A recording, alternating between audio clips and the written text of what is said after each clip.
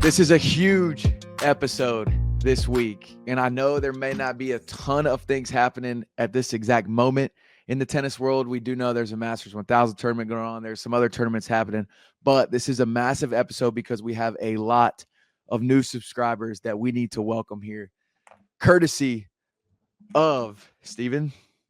Alex Eala. I would say salamat to all the new Filipino subscribers or people from the Philippines to the Slice Tennis. We cover tennis. We do it in the best way possible. We do it kind of with an angle for new tennis fans. So it was really cool to see, and we'll get to it in our segment for Alex Eala. It was cool to see people who are like, I've never followed tennis, but because of Alex, I am here. So Exactly. yeah, welcome to the new subscribers. JP, I can't wait for the Alex Eala Hour. Alex Eala Hour is going to be epic. And for all of the new subscribers, this is kind of how the show will work. We hit this little intro, then we hit our best bet of the day, presented by these guys up here, Betway. If you think you have a lock, you can drop that in the comments as well. We recap our weeks, then we'll hit our new segment, which we just mentioned, the Eala Hour. We'll go over the tournaments that have been going on, who won the first swing of these clay court tournaments, and then we'll preview what's to come, as well as hit on another, 2 or 3 topics that we deem necessary to be talked about in the tennis world. So before we even get into it, and guys, at the end of the episode, towards the end, we'll have our predictions for our top 3 players on the clay court season. So make sure you stick around for that. And also in the comment, leave your top 3 clay court tennis players. That's the most important comment we need on this episode. Yes. Your top 3 clay court players. And we will be reviewing comments from the last show. We're going to be talking about our guy Geo Air Travel, who did break the streak, but he did mention that he actually commented on another video of ours, so he didn't technically break the streak. And we are all about technicalities and loopholes to keep the thing alive. So I'm pumped for that. The streak lives on. And your boy, as we get into this best bet of the day, I might be on my first streak. Whoa. Now, I still got to figure out a pick to go on it, but I did tell people about Jensen Brooksby in the clay court. Said, hey, guys, this is somebody to keep an eye on. He started to pick up a little momentum, and what did he do? He ends up winning it, but we got to find the clip of that. That's great stuff. That's true. I do remember you saying that, and I was kind of like, I don't know, Jensen Brooksby on the clay wasn't really like going well in my head. And then we'll get into it. But yeah, he beat the top 3 seeds and won his first ATP tournament on the clay. JP had the pick. Incredible. Let's go. Shout out to Jensen Brooksby. Shout out to Betway. And this is the best bet of the day. Hit an ace with Betway and get up to $200 if your first bet loses. Plus 50 bonus spins no matter the result. Scan the QR code on the screen or click on the link in the details section to create an account and redeem your offer. Offer is only available for new customers. Terms and conditions apply, and this offer is not available in Ontario, and you must be 19 and up. Please play responsibly. Steven, I think we need to go on a team streak, so I'm going to look to you for my pick this week. Sure. And so Monte Carlo started. Today was Monday, and this was back to the old format where it's like, okay, Monday happens, boom, this Masters 1000 is rolling, lots of huge matches. And it's in Europe, so it's great. I missed a bunch of matches by the time I'd woken up today. Unfortunately, both Canadians, Felix and Dennis, had both lost before I woke up. That hurts. Back-to-back on the same court. And it was like 6-3, 7-6, 7-6, 6-3. It was like kind of weird. Like ride together, die together. Kind of love it. But they didn't have any points to defend from last year, so it doesn't actually really matter that much. So whatever. Always look at the bright side. But my best bet of the day here, I'm looking at on Wednesday, Daniil Medvedev is going to play Alexandra Mueller. Now, Alexandra Mueller is like kind of usually has been a challenger player for most of his career, but he had some great results earlier in the year. I believe he made the final in Hong Kong, and he's an interesting guy. He's French. He's got that flair, and the French tennis culture, JP, is like honestly might be the number 1 in the world because there's so many top tennis players, and like we saw at the UTS, which is actually something we should be talking about on this channel, on this podcast. The UTS, they found this they had this amazing venue for the UTS this last week I don't even know the name of the stadium, but it looked like the Gladiator stadiums from the Coliseum. It looked like I was like, are they in the Coliseum? But it's like I know that looked like it, but it was just in France. And they were able to pack that thing out with tennis fans to watch the UTS go down. So there's an amazing tennis culture in France. Did you have anything else you wanted to say about that UTS venue? Because it was amazing. Yeah, I mean, other than the fact, like I knew it wasn't obviously in the Coliseum because the Coliseum can't have whatever it was, but I was gassing it up because none of my friends follow tennis. So I was like, guys, y'all won't believe this, man. Like they played a match in the Coliseum. They're like, the Coliseum doesn't, it's broken down. Like you can't go inside of it. I'm like, no, dude, there's a new one, a new Coliseum built brick by brick the same way. I showed them the photo. They freak out. They're like, no way. That is awesome. Like they need to start doing more events there for whatever other sports. It was I think that's the coolest tennis photo of all time. Yeah, and I think like I just don't know anything about that venue, and I want to know. I want to the UTS. We got to be around the next one. I think the Have next to. one's in Hong Kong. Did I send that to you? I don't know if you did, but I think it's in Hong Kong, which is crazy actually, because that's where Coleman Wong's from, the guy who beat Ben yeah. Shelton in Miami first round. So, anyways, big side note there. Anyways, Alexandre Mueller is a French player. He's got flair, and he's playing Daniil Medvedev, who's not historically loved clay.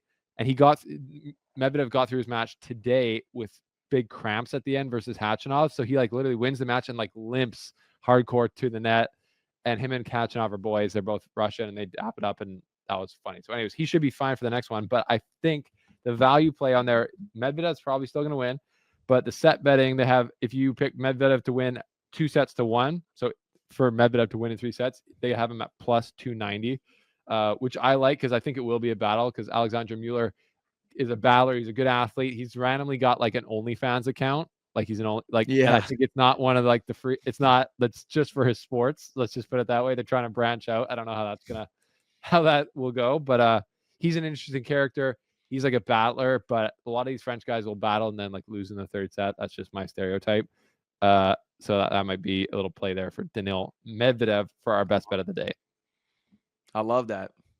The So, yeah. French court seat, the French court, the clay court season, we have to dial in. We have to let the books know. Not that we need to make Betway second guess, but it's like, man, they actually might know more than us, and they're taking our money responsibly. We were responsibly taking their money. I think that is a good idea. Yeah, I did choose Alejandro Tabilo. I put it out on our channels on the Betway feed for him to beat Stanislas Wawrinka to play upset, and he did. So like that one for me, just a little one there, like veteran pick, I think. But yeah, we'll track this through the clay court swing. Let's do that. But JP, how was your week? Before we get into more tennis. The week was good, man. My mom came to town this past weekend. Her first time visiting me in Nashville. And I will keep this very brief because there's one very important thing that happened to me this weekend that if you are in the service industry, if you like going to restaurants, if you know somebody that owns a restaurant, you need to tell them to add this to their bag. There's this restaurant here called Noko. It's my favorite restaurant in Nashville. It's Japanese wood fire food, tapas. Like they have the best everything, best shishito peppers, best Caesar salad, best steak. But that's not even the best part of them. If you make a reservation with them, say you go eat at 7, the next day around 11 a.m., you get a phone call from NoCo Nashville.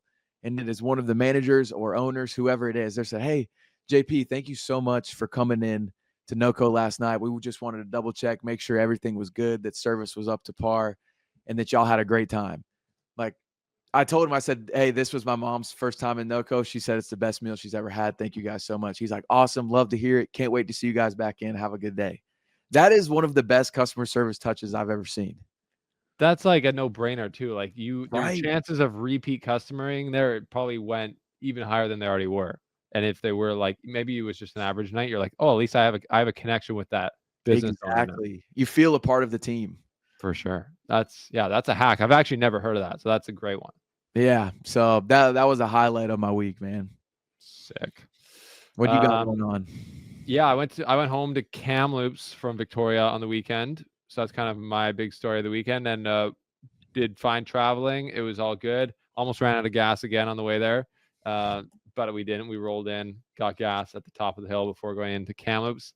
So my son is 6 months old now, and we're starting to feed him a lot more food. Like we give him bananas, avocado, eggs, yams, anything that's like, healthy and like great. And he's eating it all. He's like, and he's growing.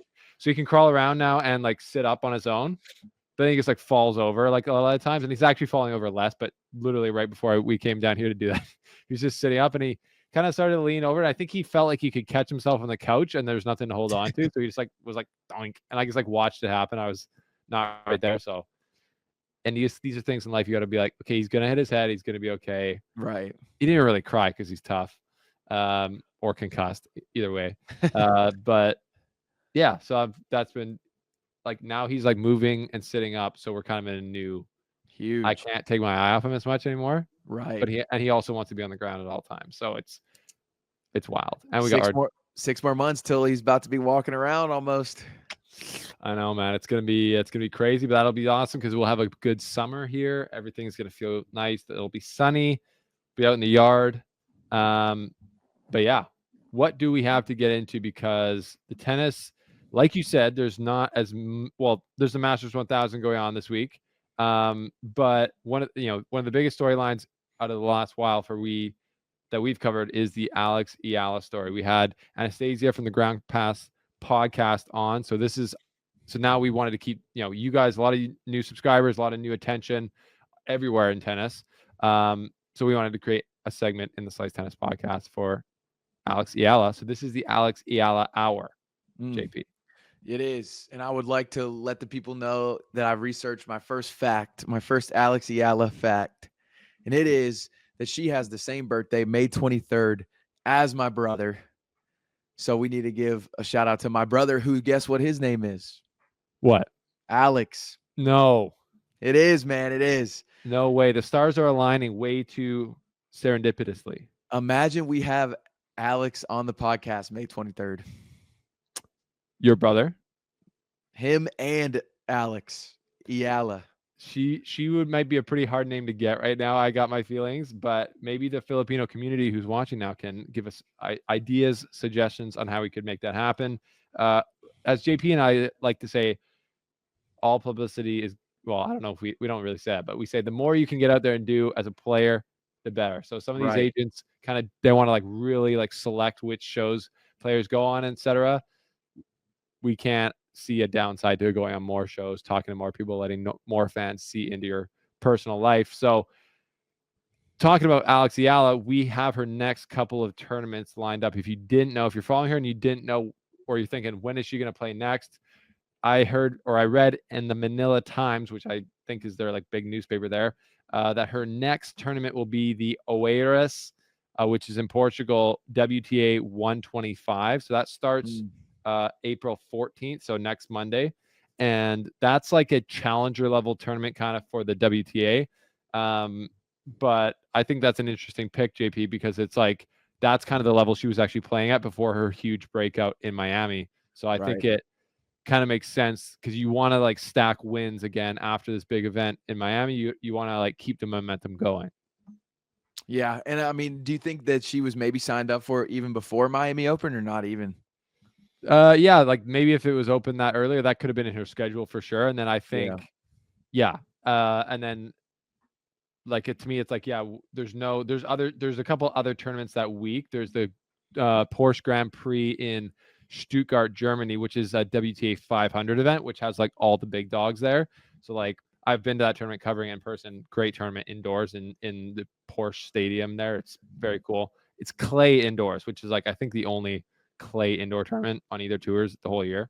So it just looks cool. But yeah, she would go there, and then there's a lot of pressure for her to keep the wins going, and she's playing the top ladies again. It's like, and now they know who that she is. Now they're game planning. It's like not as easy anymore. Not like it was easy before, but it's harder than it was before to get to surprise someone when you've put the tour on notice. So I think it's smart to like not change, or like I'm sure she would have got. To be honest, I'm sure she would have got like wild card offers from that tournament or other ones. But if she sticks to the Oeiras tournament, I think that's smart. Try to get more wins, keep her rolling. And then she is scheduled to play the Madrid WTA 1000 after that. So that's the big time. That's another IMG tournament. So she should get a wild card into the main draw if she's not there on her ranking, which I think she actually would be now because she's ranked, I think, 75 in the world. So yeah, that's kind of what the next couple of weeks looks like for Alex Eala. Good deal. Love that was a great first segment. We'll end the segment how we started it. I got another fact for you guys that I just found. Love it. Her favorite food, barbecue and rice, is her favorite combination of food. And Alex, I promise you, you keep playing how you're playing, you're going to be eating the best barbecue out there. So Yeah. keep doing your thing, and y'all make sure to check back in next week so we keep up with her. Hopefully, she keeps getting some more good results, and we Yes. will be supporting and rooting for her. And just quickly, just wanted to say the support is actually epic for her. Like Right. it's not just our show. All the other tennis podcasts like are getting bumps with their viewers if they're talking about her. And very cool to see you guys in the comments saying, I didn't follow tennis, but now I do. There seems to be a lot of national pride for the Filipinos, for the Philippines. And we love that as Canadians and Americans, obviously. We're all like, have a lot of national pride. But I feel like these smaller sports countries, like apparently like Manny Pacquiao, before Yeah. he became like the legend, like boxing was not big in the Philippines, I think. Right. And then it's like, yeah, now it is obviously because he's like the man. It's Anyway, so awesome. Alex Eala, just epic support and love to see it. So yeah, thank you for tuning in if you're here from the Philippines. Yes, great support from there. And then we'll go into a few of our events from this past week. Mm, Starting out in Houston, we talked about him earlier. Jensen yes. Brooksby beats Tiafo, but also something cool because he came out this year saying that he has autism, and this is Autism Awareness Month, Yes. which is awesome for him to get a W during this month. And I don't know if you've seen the clips. Obviously, he's very high functioning autism, but the clips of the show Love on the Spectrum. I have not, Oh, but I've bro, heard about it. it is the most wholesome show of all time. I have to send you the clips, and it's been awesome because a lot of people don't understand how like the special needs community operates and works, and they don't understand how capable so many of them are. For sure. And in this show, the kids, they're going on dates with other people with special needs, whatever the case may be, and it's so pure and so good. And so they're getting all this spotlight. Like people are seeing how capable they are. So for Brooksby to win it amidst all of this is pretty cool and pretty special. Yeah, super cool. And Miles from Tuned Into Tennis actually asked a great question about that afterwards. And Jensen talked about how, yeah, he, you know, obviously knew he had it for a long time. And part of his reason for speaking out about it is to kind of empower other kids who have autism that they can go do amazing things. And yeah, like I know this golfer on Instagram who his whole thing is I have autism and I'm a golfer, and he's like unbelievable. Like he's like I bet. a below scratch golfer. Like essentially, he's like he could be pro, except he has like pretty bad social anxiety, so he just plays Right. alone and just like stripes the ball. But then you see it on Instagram, you're like he's actually like probably better than a lot of pros. Yeah, And then Jensen, I just feel like tennis is such a mentally challenging sport that like a slight bit of autism would actually help you. Like it's just like for I don't know sure. how I've obviously never been in that my headspace, but like the way that he goes about it, he just seems so locked in on the court and yeah, is able to play tennis in a way that really no one else does because he plays it in such a creative way and he seems to have such an understanding just of how to contact the ball, how to play the angles of the court, and how to make your opponent be uncomfortable. And he did that. He beat uh Tabilo, the third seed, Tommy Paul, the first seed, and then Taylor or Francis Tiafo, the second seed in the final. So great tournament for him. Great call by you before the tournament to say, hey, keep an eye on Jensen Brooksby. And I don't know about you, but is he like kind of low key jacked after coming out of his suspension? Like he's looking pretty beefed up out there on the court, I think. I'm watching the little replay of his match point right now, and Yeah. he's filling out his shirt well around the chest and lower body. Of course, the legs are looking stout as well. And as I'm looking at this video, there's a couple other fun facts from the tournament. Tennis TV tweeted this out. He, for his whole journey, saves match point in the first round of qualifying, Yes. saves 3 match points in the second round, saves match point in the semifinals, and then, of course, wins his first ATP Tour title. Yeah, did it the hard way. He's still ranked like apparently after this today he moved up over 300 ranking spots because of the 250 points he just won, Yeah. plus that he won. Um, So yeah, he deserves to be back at the top of the game. He's doing it the hard way.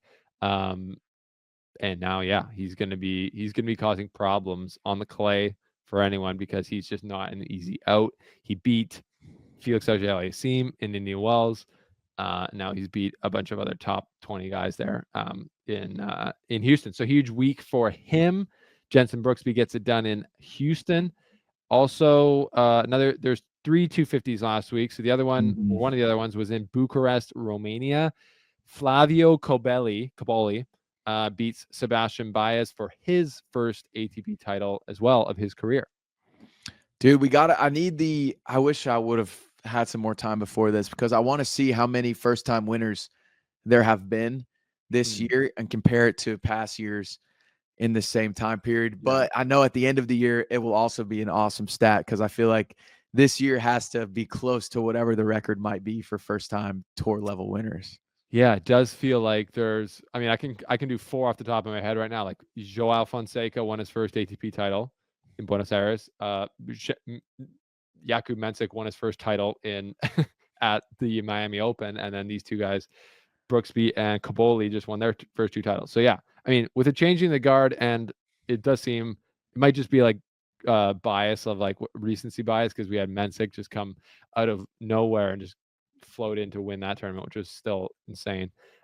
He also I talked about in the show last night previewing Monte Carlo. He's not playing Monte Carlo. He's taking a break. He'll probably play Barcelona.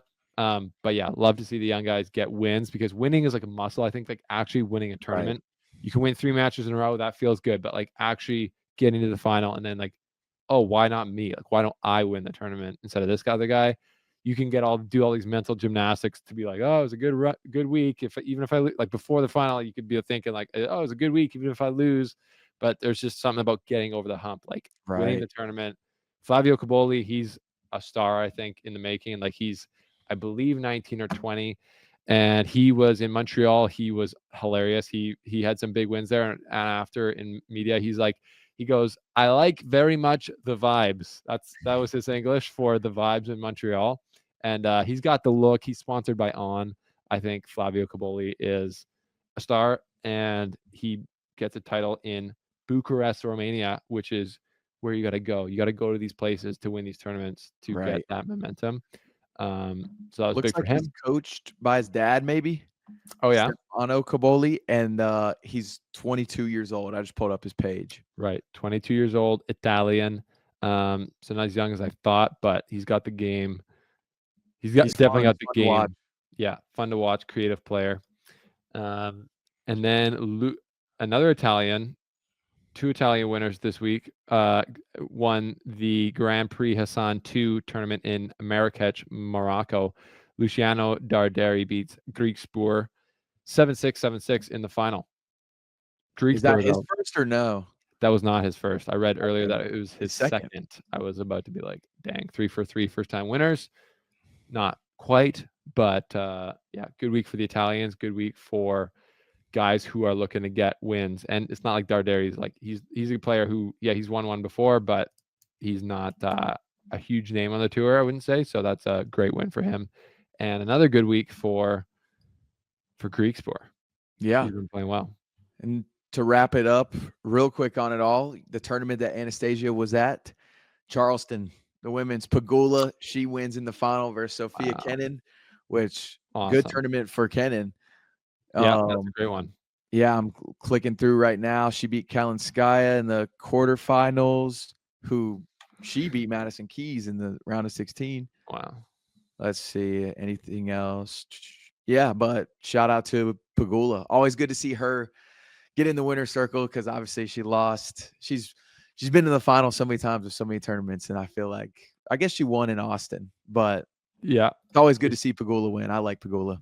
Yeah, and she's built it up like slow and steady to being now top. Like she's the 3rd ranked player in the world, and she's winning more like like she won Austin, she was won in Charleston, and she was in the final of the Miami Open. Like that's like top 3 behavior, right? And so yeah, because it used to just be like there used to be this feeling of kind of like, oh, she's a feel good story. Pegula won, good American player, but like people like hope she did well because it felt like she was like going beyond her potential, maybe in a way. But Yeah. now it's not like she's like, oh, I'm like, this is my time. I'm actually one of the top players in the world. I should be contending for majors, and she kind of seems to be doing it week in, week out right now. So yeah, the WTA's got fire right now, and there's like lots of good storylines there, like arguably more than the men's in a lot of ways. Yeah. Speaking of the men's, we can pivot back to the men's. Monte Carlo, the last 1 week Masters in Monte Carlo. Talk to me a little bit about this.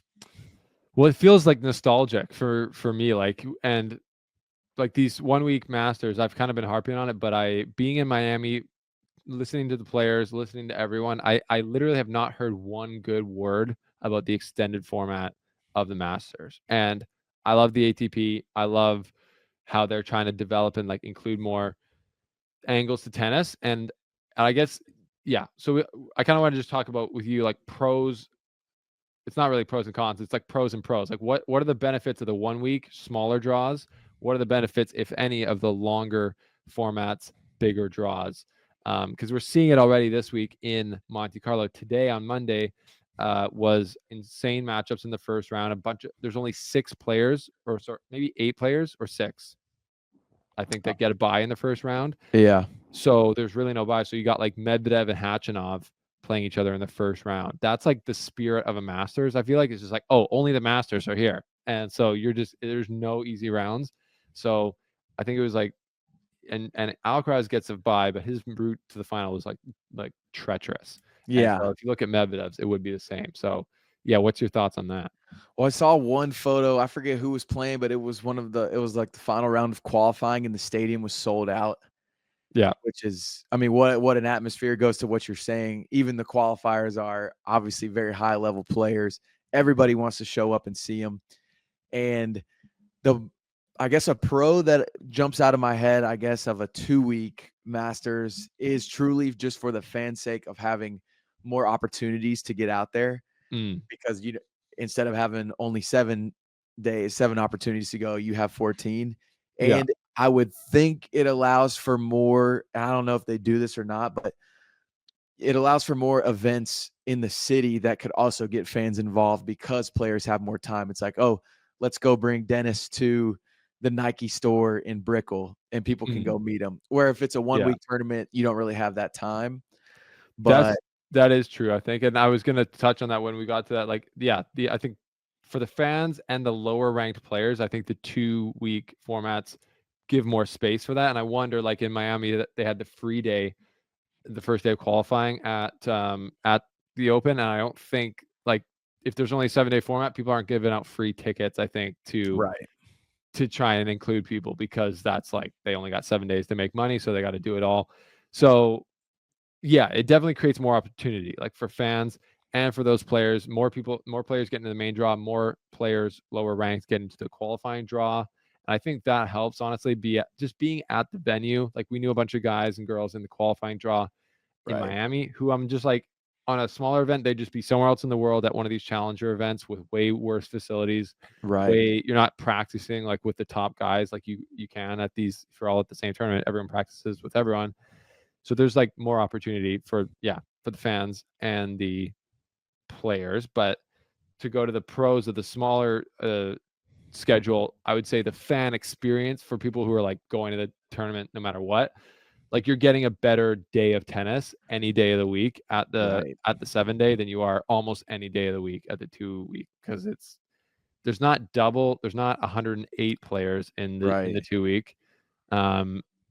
There's 96, I think. And anyways, there's just way less condensed, like great matchups. Like there's less good matchups and they're less condensed. Yeah, So like you pay for a day of tennis, which it's expensive in Miami, it's expensive in Monte Carlo. You're going to get only bangers essentially right. in Monte Carlo. And I like that from someone who's like a dedicated tennis fan, which to be honest, most people who are going to these tournaments are that way. For sure. So they want to get like, oh, I want to watch every match, I think. Yeah, it seems like a balance would be good with it, because there's always going to be a story of some guy making it through qualifiers that nobody thought was going to make, and then it changes that person's career. But Yeah. like, as you're kind of talking through it, it sort of reminds me of a 2 week Grand Slam is like the World Cup where you have all these group stages and you're tuned into only like some of the group matches. There's like Right. one group of death.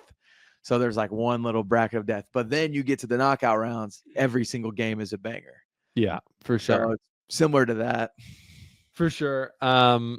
Speaking of the Monte Carlo one, like I've been there and I was and it I hope you get there in your I lifetime too have because to go, man. it's I mean, is there a more beautiful tournament at the Masters 1000 level? I think it's pretty clear to me that it's the best one as far as the venue. Yeah, it has to be, man. That the photo, I mean, every year it's the same photo that gets posted, and every Yeah. year I'm equally as amazed and equally jealous of like, man, why this isn't right. I need to be at this tournament and I need to be the one to take this photo and post it. Yeah, and it's like the James Bond vibe. Everyone's like, this doesn't seem like a real place. There's this tennis club that's kind of perched on the side of this cliff over the ocean. And being there, it truly is like that. And the funny thing is, it's kind of just like tennis distilled. It's at a country club. So there's actually not that much space to Yeah, do anything other than watch tennis. Like we were in Miami and it's a festival. You could go there and not even watch the tennis and have a good time. right. But in Monte Carlo, there's like it's hard to act, like there's when the matches end, it's packed. And you got to like wiggle your way through. And everything's on stairs because every court's at like a different level. Um, so there's like one little courtyard. Everything else is just courts, and you're there for tennis. If you want to go party, you're right. It's right beside Monte Carlo, so you can go do that. It's just an incredible venue and place for tennis, and I truly hope that it's always there because it's like when you think of like pro tennis tour, that'd be crazy. I wonder where they play. It's like yeah, Monte Carlo. That's a Right. great example of how good the world tour can be.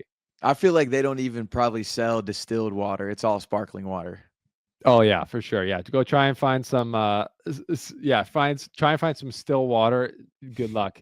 I actually believe I think I remember they might have had like a water fountain, which is like sometimes rare to find in these places. But yeah, I was not trying to pay for that like 10 euro sparkling water bottle. So I was finding that that fountain near the bathrooms. But that was it's just a sick place to watch tennis. They'll be shaming you at that water fountain. They're like, "Ooh, you're gonna drink that?" I wouldn't do that to myself, but go for it. Like you can drink that. Like my dog's also drinking under there, so you guys can just do it together. One of the pours has free. Oh, I can't think of the word. Yeah, Oh, Monte Carlo's definitely got that vibe. Like you're yeah. anywhere you are, it's just like you're hearing some crazy supercar rip by you, and you're just like, "What is this Cool. place?" Do we want to get into the top 3 ATP players for the clay season? Yeah, I'd love to. Do you want me to just give you my three, or do you want to go like? Because I don't really have a ranking. I just have like these three guys are gonna do the best. I think. On Yeah. the clay Tell circuit. me your 3. Sure. So I already alluded to it on some other content, but I think Stefano Tsitsipas is going to have a great clay swing. I think his lighter racket is going to give him a new confidence on the surface that he's had his best results on, and he's going to be able to give anyone problems. And I think when he's won Monte Carlo 3 of the last 4 years, he's won Barcelona, he's won he hasn't won the French Open though, and that's when he's going for. And I just have this weird feeling that it could be his year, even like when people don't expect it. So Stefano Tsitsipas is my guy. Carlos Alcaraz, there's been so many questions about his level. I think him coming back to the clay is going to get him back to his roots, find his level again. And he doesn't hold the Masters 1000 title right now. I think there's a low chance that he doesn't win one of Monte Carlo, Madrid, or Rome. If he doesn't win any 3 of those Masters, I will be shocked. I would Yeah. say. Clay's his surface. People forget that, but like he won the French Open last year. He can move on that surface like no one else right now. And yeah, I think he's going to have a great clay swing after a not a great last 6 months. And then I think Novak Djokovic. I think the old Mm, dog has it in him. He's found his game in Miami, and if he can stay healthy, that's the question. He can move on these courts also like almost no one else and teach these younger players who are they're all frothing, I think, when they get a chance to play Djokovic because he is more beatable than he's ever been. right. But yeah, he welcomes those challenges, you better believe. So I think he's going to have a strong clay swing. So my 3 guys are Tsitsipas, Alcaraz, and Djokovic.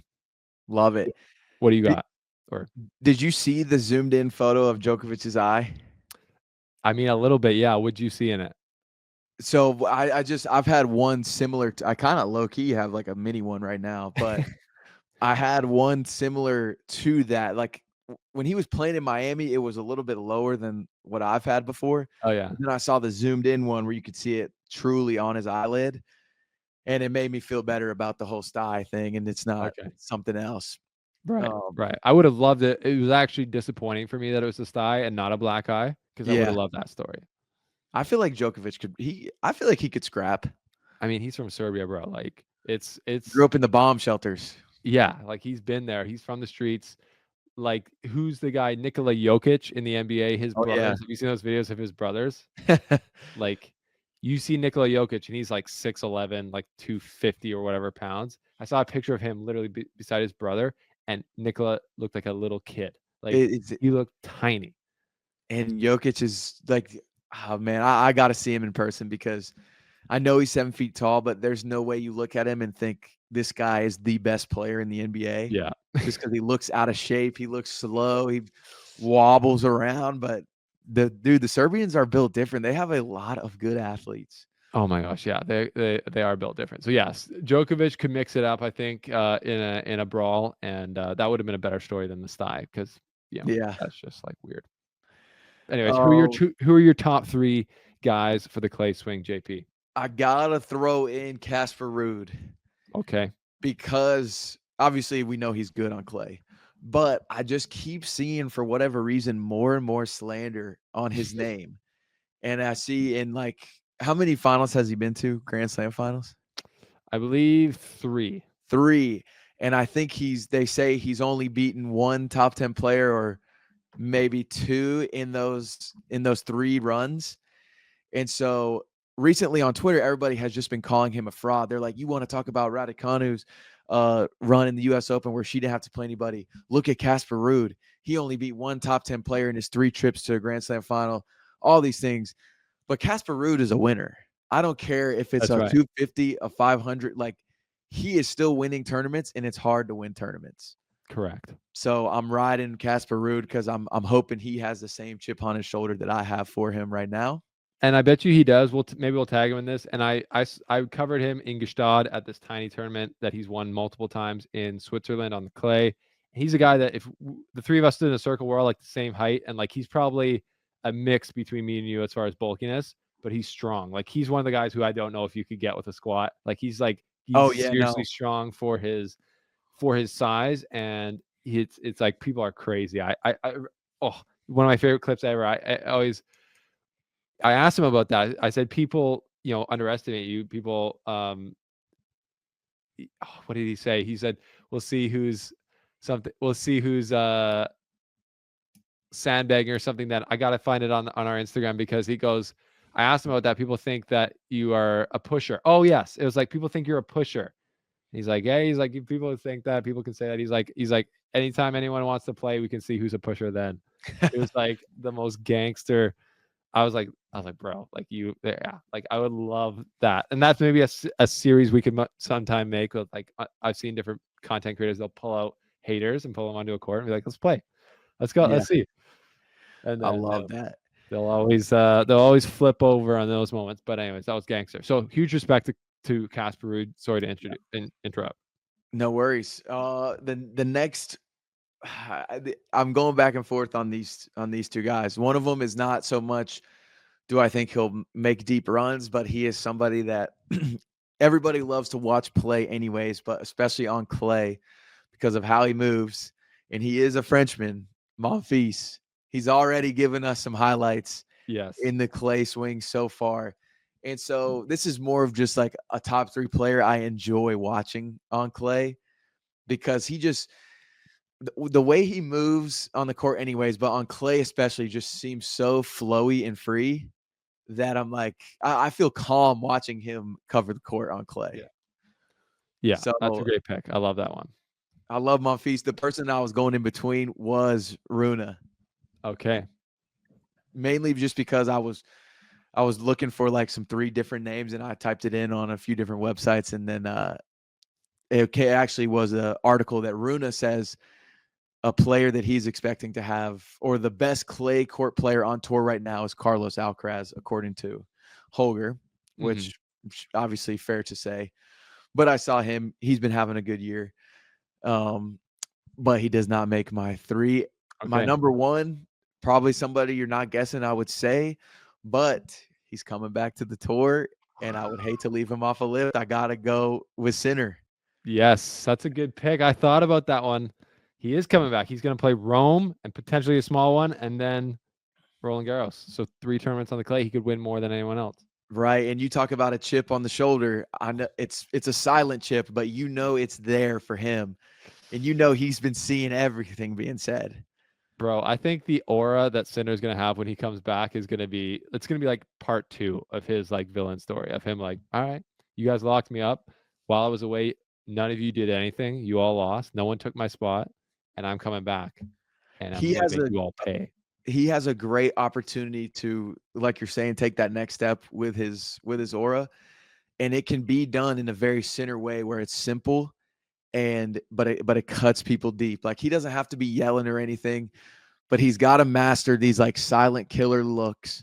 He's got to Mhm. master his Instagram captions, just like one emoji, one word type Mhm. thing where it's just like, oh, he knows what he's doing and he knows that nobody can step to him right now. Like if somehow he came out and won the French and his only caption was just like something with a 3 or something. It was like Yeah. a ziz or like 3 sleeping like ZZZs, uh, something like that. He's just got such an opportunity here to come back from a little break and continue being the number 1 player in the world and kind of just like in the grand scheme of his career, this will be nothing, Oh really. yeah. If I'm him, first tournament I win, I just there's no way I could avoid not doing it. Is I would have to do the needle emojis under it. You're like this. You're like, Just the full needle one. I'm like, bro, it's right there. If you want to be the villain, this is the way to become the villain. yeah. I could not imagine doing that. If he did do that, Pavi G's head would explode, I think. And that would be very bad for the Sinner haters, I think. And he's not doing that. No, he won't do it. He's way Also, too corporate, which I also respect. People are yeah. like, he's corporate, he's sold out. I'm like, what? Since when did collecting checks become like not cool? Well, and it's just you could tell it's pretty much just his personality. Like Right. you So he's being cannot deny authentic. just being how he is. Yeah, yeah. But I wonder too if it will bring out because Alcaraz he's been kind of slipping up a little bit. Does Sinner bring out the best Alcaraz? So will we see Alcaraz back into these finals? Yes, I do think it will bring out the best Alcaraz. It's like Batman and versus Bane. Like when your biggest competitor is not there, like do you have the same fire? Right. I don't think Alcaraz does. I think he likes challenging, and I think like he likes playing the best players in the world. And to be clear, there has not been the best player in the world on the court the last 2 months, Yeah. which has been crazy. It's kind of crazy to say. Crazy. So it'll be good. It'll be a fun return. I know guys will be eager to play him. He'll be eager to play everybody else. Mhm. So welcome back, Sinner, to the clay court swing. Should we get into the YouTube comments? We should, and I think we got a problem this week, JP, Uh-oh. or more like our editor has a problem. Oh no. Oh, because we have so many. We got we got 32 comments on our last podcast, which we love. We love that. And we need that. So please, if And you're still listening, comment right now. yeah, we've always said if you comment on our podcast, we'll review your comment on the next show. So I think we just got to do it, JP. We have to And read every single one. let's just read through them and yeah, we'll be efficient, but we'll give the love. So starting here at Miguel Cunanan 89855, because of Eala, I have found your podcast. Subscribed. Thank you for your insights and charming guest. Quote, Anastasia. Let's go. He is dead on right there. Thank you, Miguel. Next one comes from Ellie Lopez 9385. Great Nice. podcast. I've been a fan of tennis since Steffi Graf, and I am from the Philippines. And this is the first time we are rooting for someone from our own country. Exciting times for Philippines tennis. Mabuhay. Whoa. Leave it in the comments. What does Mabuhay mean? Love that comment, Ellie. Thank you for commenting. And shout out to the Philippines. I know it's such a great feeling when you have somebody to root for from your country. So keep on doing your thing. Next one at Pagmata X9Z. I'm here because of Alex Eala, new subscriber here. Thank you, sir or madam. That's awesome. We love the new people here. We love that vibe, and it's all because of Alex Eala. Let's go. This next one is Win Cruz 1467. Count me among those who have never watched a tennis match and are unfamiliar with the main players, but were drawn to it because of Alex. Her battle with Pagula had me almost arriving late for work because I needed to catch it.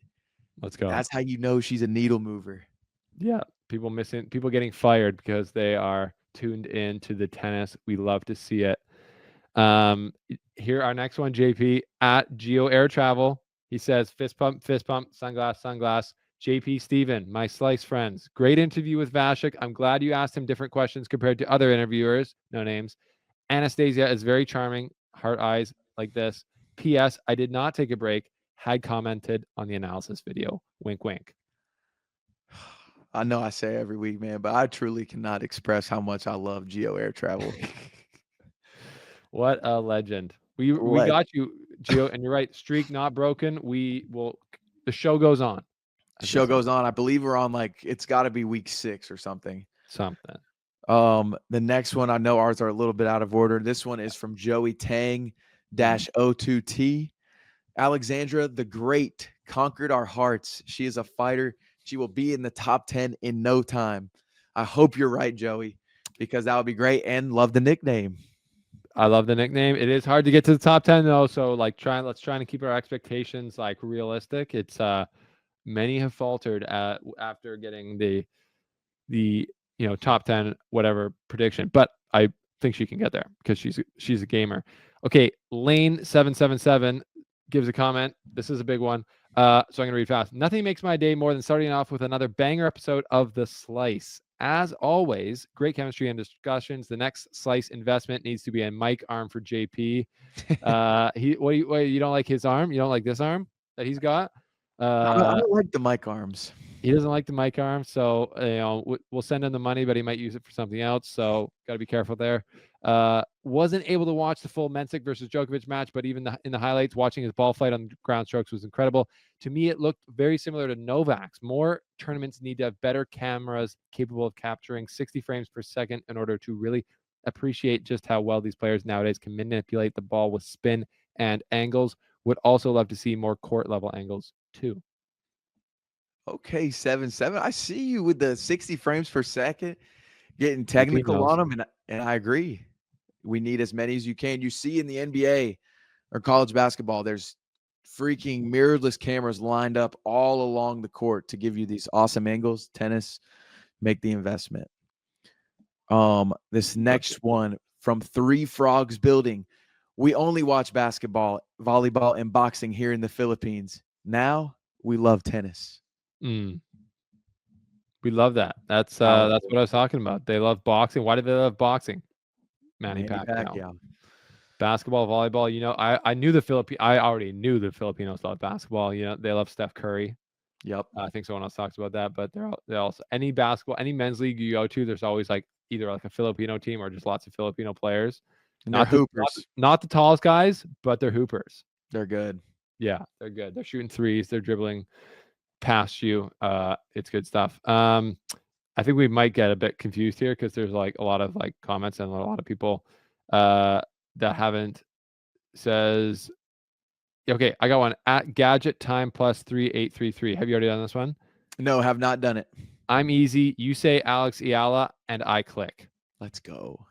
I love the terms of engagement there. He just lays it out. You say Alex Eala, I click. We expect you to be clicking on this episode.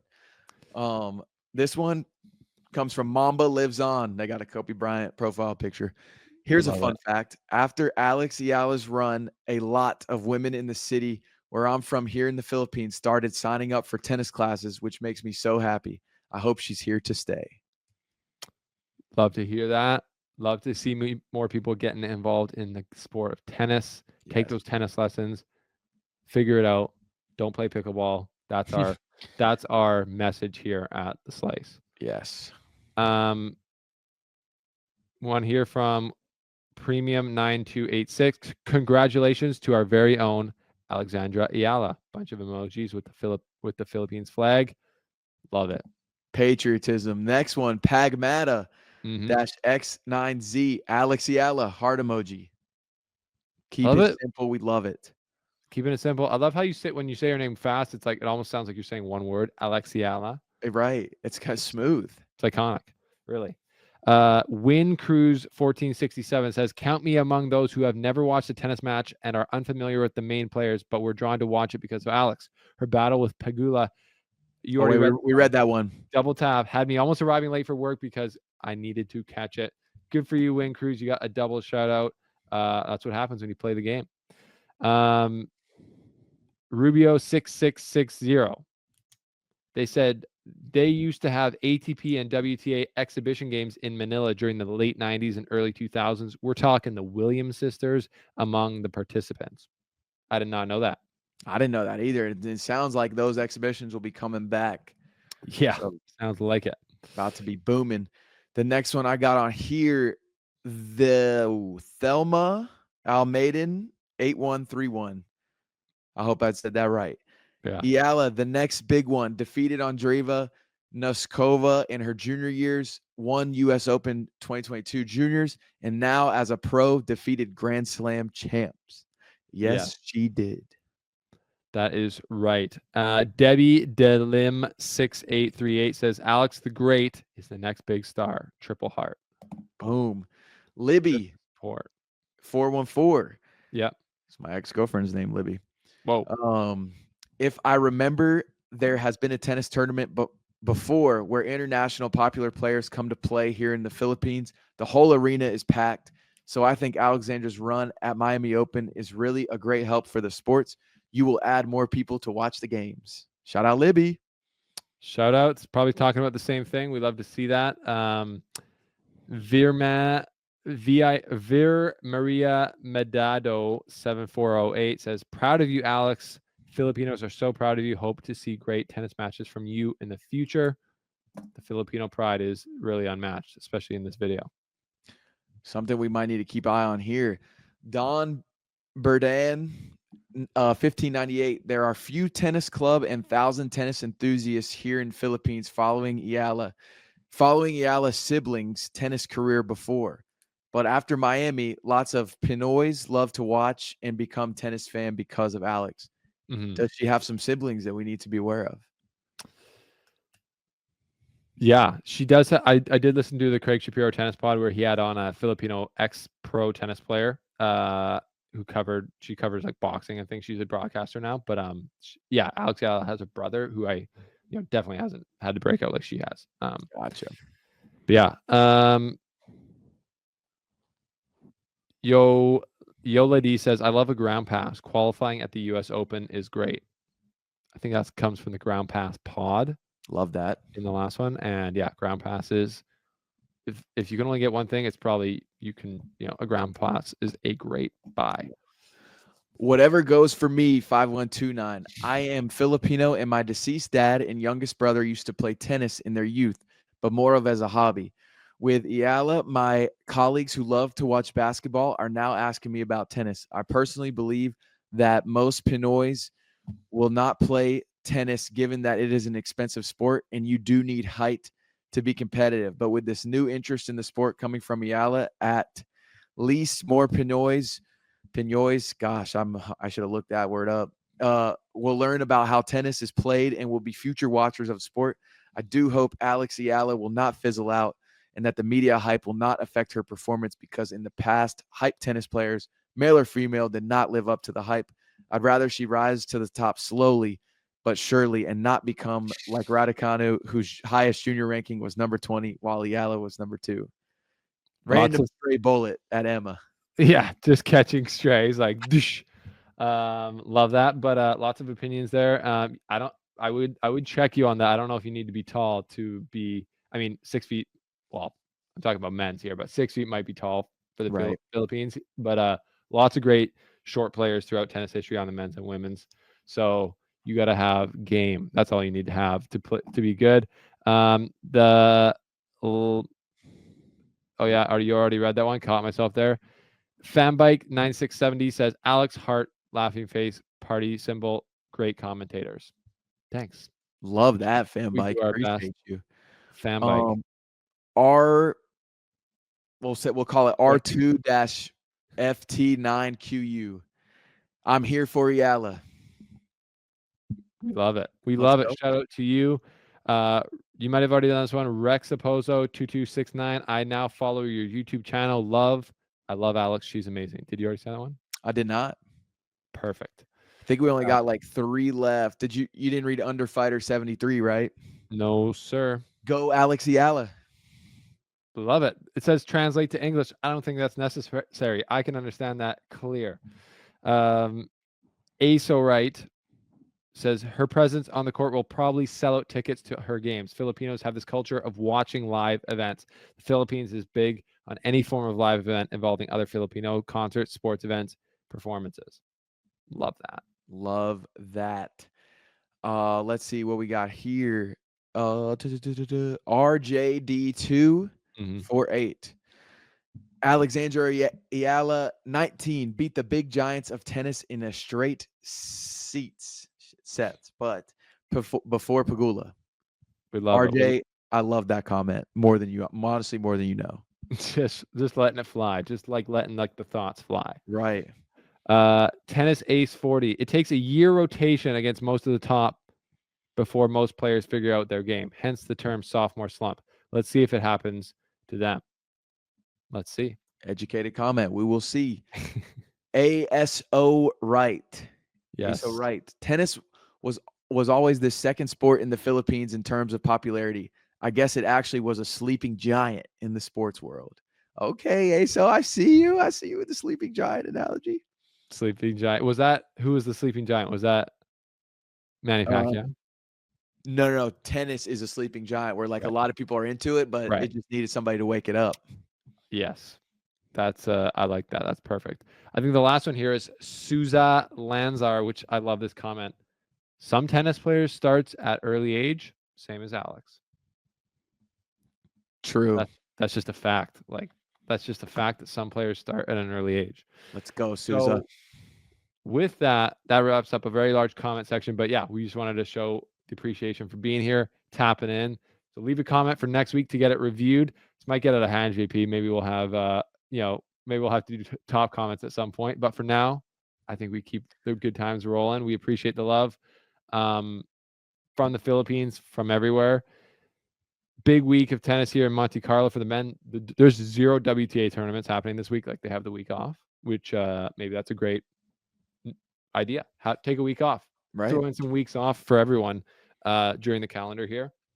But yeah, they got next week on the 14th starting. They got Stuttgart, Oeiras, and another tournament. And yeah, Barcelona will be going on after Monte Carlo. So yeah, quickly on the spot, JP, who's winning Monte Carlo? Who's winning Monte Carlo? Djokovic. Dang. Who's winning Monte Carlo for me? Alcaraz. But I like Tsitsipas as well. And I think they're on opposite sides of the draw. So we will see. You got anything else, JP? All I got is to get us to 21K subscribers before the French Open. That's the goal I'm setting for the people out there. Easy. Yeah. If you're watching this still and you're not subscribed, like you might as well be. If you're 58 minutes and 47 seconds into this and you're not subscribed, that's crazy. So we appreciate you being here. Thanks for watching the Slice Tennis podcast. Stay tuned to all of our channels, Instagram, the podcast on audio, Spotify, Apple, and our Substack, everything else for coverage of Monte Carlo and beyond. We will see you next time on the show. Peace.